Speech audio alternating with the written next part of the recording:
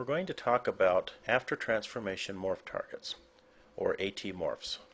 What AT morphs do is exploit a feature inside Messiah's morph blender effect that lets you use duplicates of the original mesh as morph targets for that mesh. If you can duplicate this mesh and apply it in different ways inside Messiah, then you don't have to create any extra meshes in other external modelers and generate a bunch of files that are referenced outside the scene. You can just use the duplicates of the original, so if you make changes to the original, then all of the duplicates update the minute you export that new model. The first thing we need to do is prepare this model so that we can use it inside Messiah. Now when I talk about identical meshes or duplicate meshes, I'm talking about the point identification, the point orders on this mesh, not the faces or the edges, but the amount of points or vertexes this model has. If you have the point orders correct on all of the models you create, then they can be interchangeable inside many effects in Messiah, like Puppet Master, Morph Blender, Point Oven, and MDD file exports.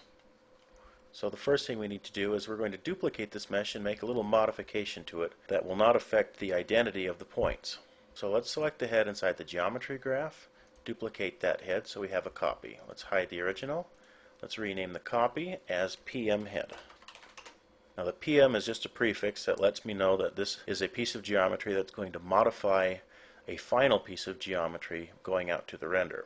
This geometry is just support geometry like a Puppet Master section or a morph target. So the first thing to do on this is isolate the lower jaw from the rest of the head so we can do other effects on the lower jaw without having to worry about specific weighting needs. So select one of the edges inside edge mode, hit G to select the parallel edges to that, and if we switch into faces, the selection will carry over into the faces. Then you can paint select by clicking and dragging across the faces on the lower jaw, thus isolating an area of the jaw separate from the head. Now add the whole material to that with the right mouse click, and the whole material will tell the exporter to ignore these faces so that they don't even come out in the mesh. But our point orders are exactly the same, so we can use Morph Blender on this object without any modifications to the original. Let's switch into object mode and export this object. File, export selected as an OBJ inside the AtMorphs objects folder. And we'll just call this one PM head. To make sure that we have the identical points matching on the original mesh, let's select the original mesh in object mode, file, export selected as an OBJ as head. That way the points are exactly the same and our morph target will come across flawlessly.